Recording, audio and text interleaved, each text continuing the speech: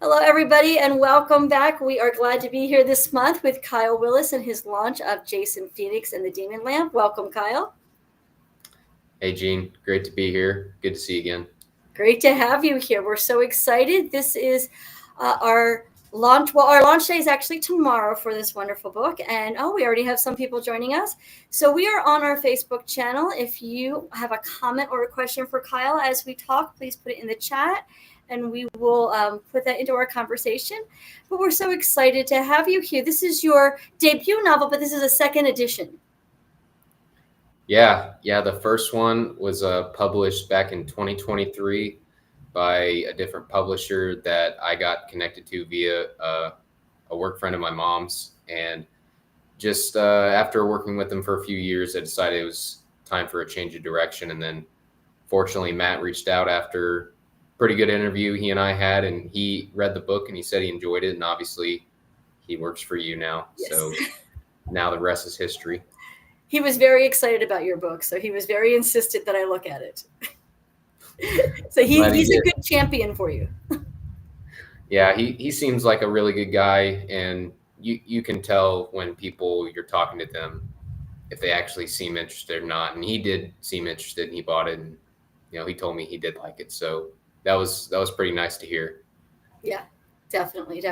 Well, Jason Phoenix is a series, so this is book 1, and we will have books 2 and 3 coming out next year. Can you tell us a little bit about the premise behind the story?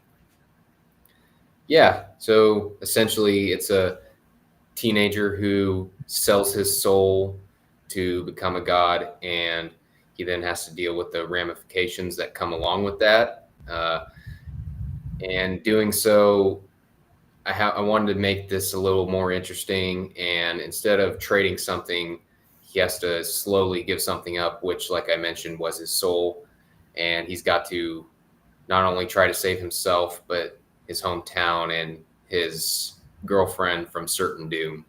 So it's an urban fantasy novel that is a little more obscure, but with this market that's highly saturated with a lot of different urban fantasy novels and high fantasy, I just wanted to be really unique. And I got the idea from one of my favorite TV shows is Supernatural, that deals with brothers that supernatural beings. And I just thought I put my own little twist on it, but that's kind of where the ideas sprang from.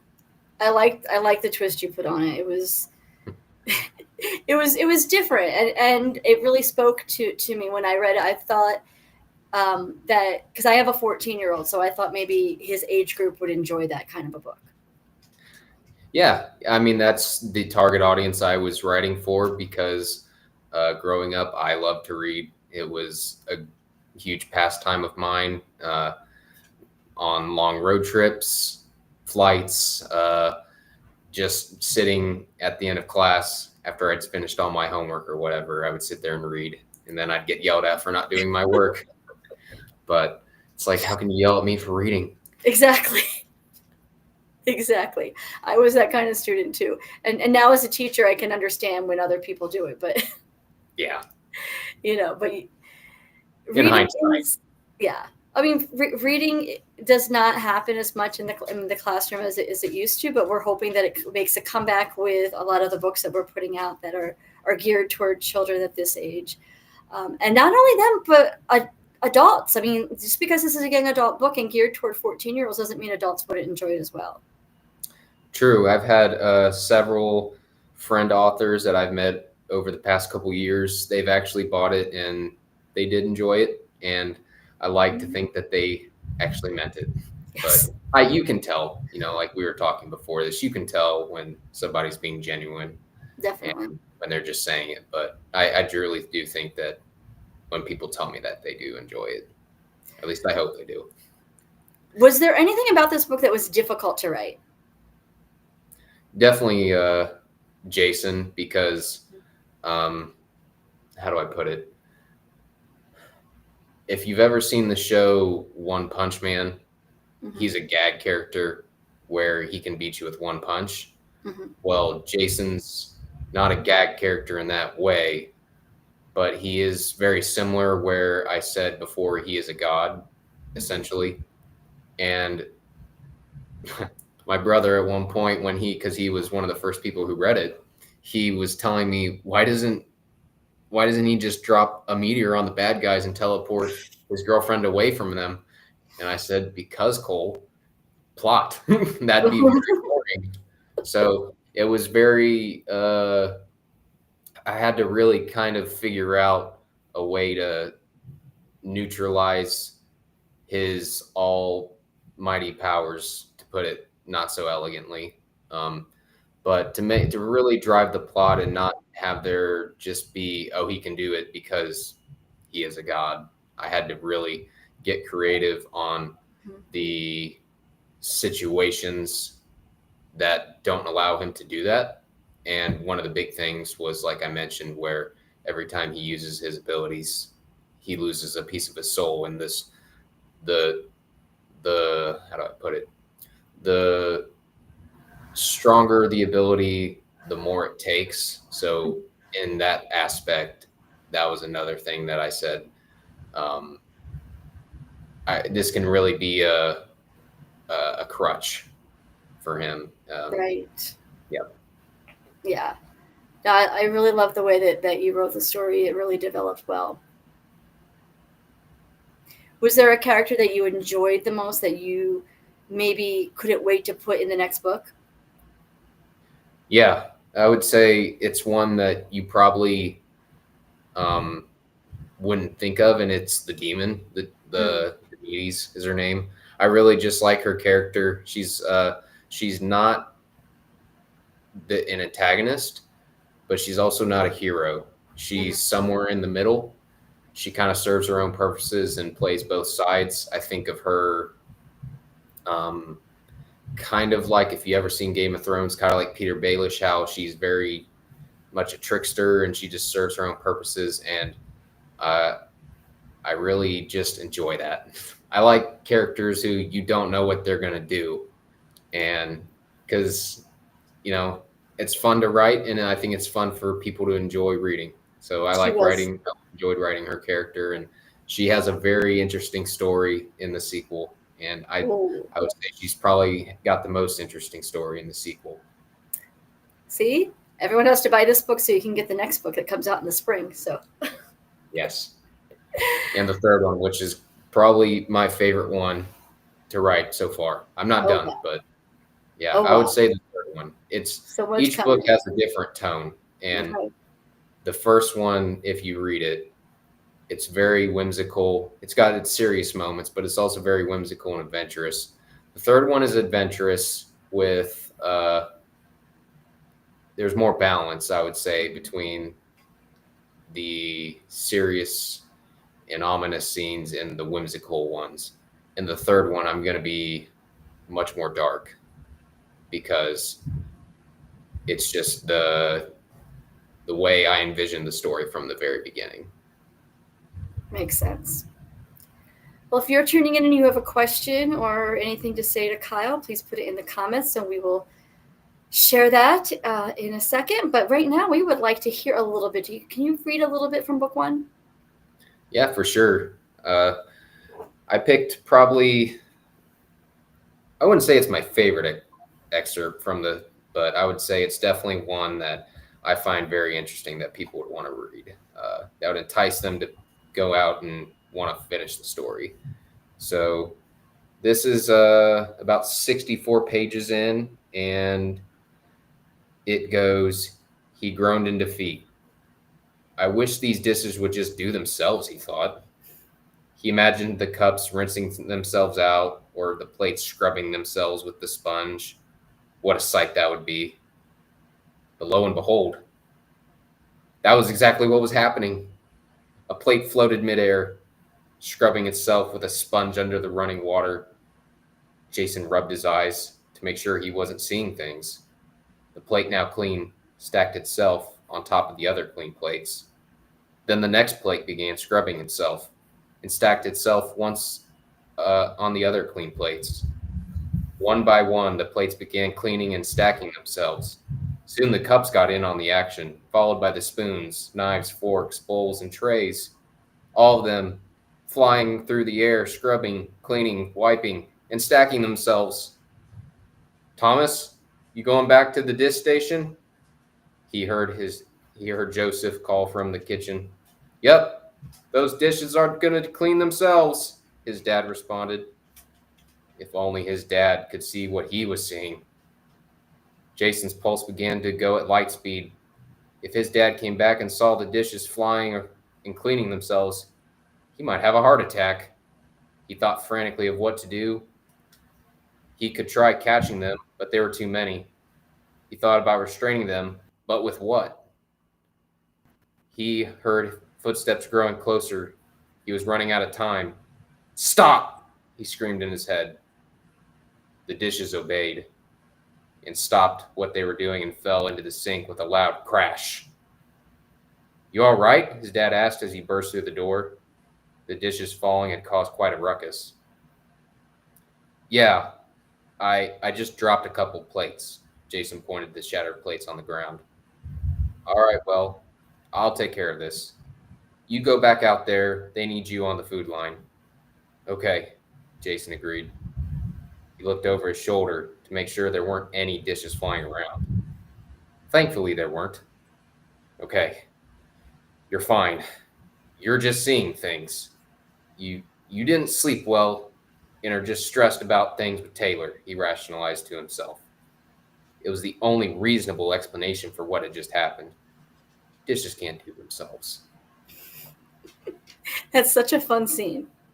Yes, yeah, and that's why it's one of my favorite, because it's one of the very first times he uses his abilities, and it's unknowingly. So it really just kind of shows what he can do when he's not even trying. So it's me giving you a taste of exactly what he can do. And honestly, I don't even know what he can do. I can sit here and tell you, but I have to show you what he can do first.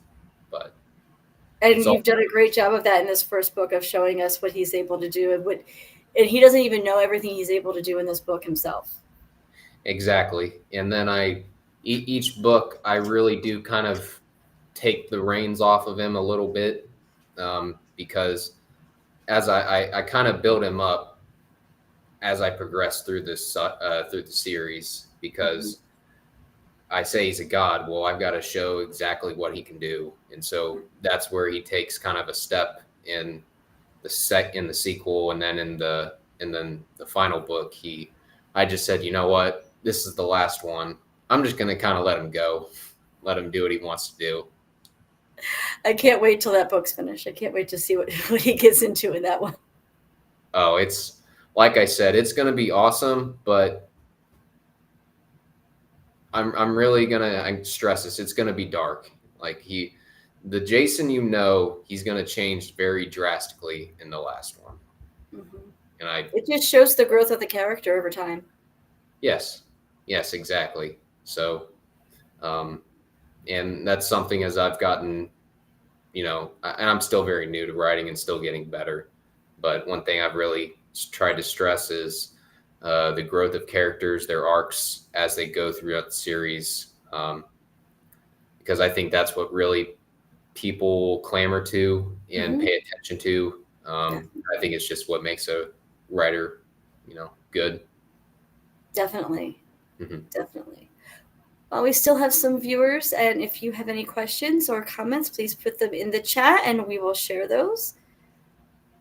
So, so you said that you have the rest of this series coming up and you're still working on book 3. Do you have anything else in the works in your mind right now? Yeah. I've got a horror series. That's fun. Well, not a series. It's just an anthology, as we discussed. I went and saw a movie recently, and I will preface, I thought of this book idea before I saw the movie. So I was so pissed when I saw this movie. I was like, damn it, they beat me to it. But it's different. Mine is slightly different. Anyway, I believe the movie was called All Night. It's about a group of friends who go to stay at this house, and the house keeps sending monsters to kill them, and you know, each night it's a different monster, so they try to adapt, but as the monsters evolve or they change, obviously their plans go out the window. Well, mine is similar in the fact that a group of people go to this haunted house, and just because it's a local haunted house, they want to check it out, see what's going on. And when they get there and they get inside, it seems normal until the clock strikes a certain hour, not decided on the time, but that's when weird events start to occur. And eventually the house starts to come alive and trying to kill them. And one by one, it starts to pick them off until the last person, right before they die, it'll reset right before they walk in. And at first, as any rational person would be like, oh, this isn't happening. I'm just hallucinating. I'm nervous, whatever. And then they do it again, and they slowly start to notice everything happening all over again. And the main protagonist tries to get out, save her friends, but similar to the movie, the house evolves, adapts, and they keep dying, rinse, repeat, until finally they learn the secret of how to get out. Mm-hmm. And they have to make the ultimate sacrifice to break the chain, which that sounds so interesting. Which is going to be the title of the book. That is settled. I will not change that, the chain, because the whole book is about a chain of events, and they've got to figure out how to break it. I like it. That's going to be a great book. Yeah, I'm very excited about it. I think that's probably going to be my next one after I finish Jason. So hopefully that'll be out. Gosh, I'm trying to sit here and picture it in my head. So probably I would start that this winter, and then we could have it out by like maybe fall or the winter of 2027, 2026, something like that. We'd figure it out, but we'd have to figure it out. But yeah, that's very interesting. Yeah. So, and that's the best thing to do. And I always write the next book because that's what people want. Yeah, exactly. And I've also learned in my short writing career that if you can have multiple different books, mm-hmm. Because somebody might not like fantasy, but if you can give them a horror novel, well, then you're just appealing to another group of people. And mm-hmm. that's what I like to do as an author. I like to essentially entertain people. I like to tell stories that people want to read. There you go. That's what it's all about. Yep. That's what it's all about. Well, we've talked a little bit about book one, but I know you said you wanted to give people a teaser because we have book two coming out in the spring. So could you give us a little teaser for book two? Yeah. And I'll be honest, I had a hard time picking what I wanted to share because mm-hmm. there's so many good moments. In fact, my favorite moment I couldn't share because it gives too much away, but that's okay. I found something that I think is fitting. So without further ado, I will share that. Taylor hadn't been sleeping well the last few weeks. It had been a month since she'd been kidnapped by Marcus Cruz, the leader of a vicious gang called the Liberators, and held hostage at his dealership. Thankfully, her boyfriend Jason had rescued her, and Marcus and his men had been imprisoned. But ever since that night, she'd been having nightmares. One in particular always caused her to wake up screaming and sweating in the middle of the night. She would dream she was surrounded by hideous creatures with razor-sharp daggers, burning torches, and other wicked-looking weapons. She would plead for the monsters to stop, but they only cackled in response. Just before the horrific beasts got her, she would wake up. However, the nightmare she was currently having was far worse.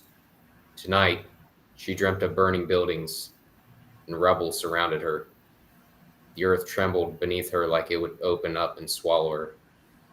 Buildings collapsed while tornadoes roared like ferocious beasts, destroying everything in their path. People and children ran wildly and screamed as the world raged around them. A blinding light scorched the sky, She looked up to see two people flying through the air. She didn't recognize the first man, and she would have remembered his auburn hair and angelic face.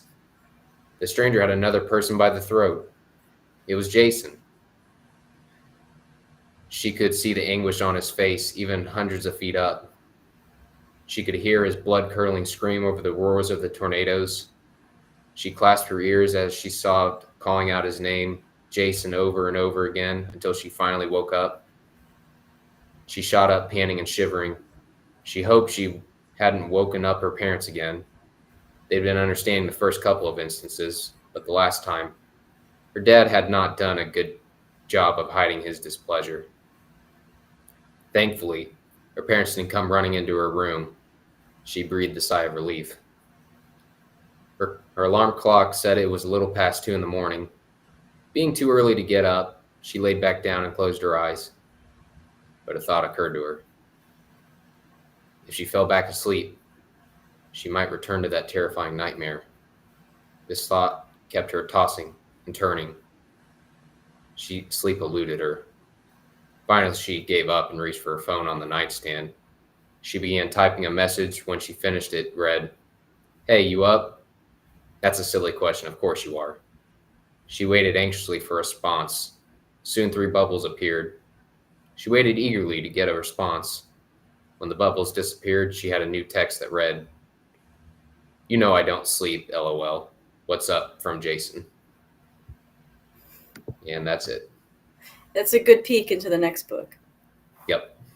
And that one's finished and it's currently in edits. So we're excited for that one to come out in the spring. Absolutely. Well, we're going to wrap up here, but we're very happy to have had you here today. And we're very excited that your book's out there in the world. So you can get Jason Phoenix and the Demon Lamp anywhere that books are sold. You can get it in ebook and paperback. So go pick one up today and go pick up an ebook, read it right away, and then get the paperback because the cover is gorgeous. Victoria did a great job with that cover. Do you have the book?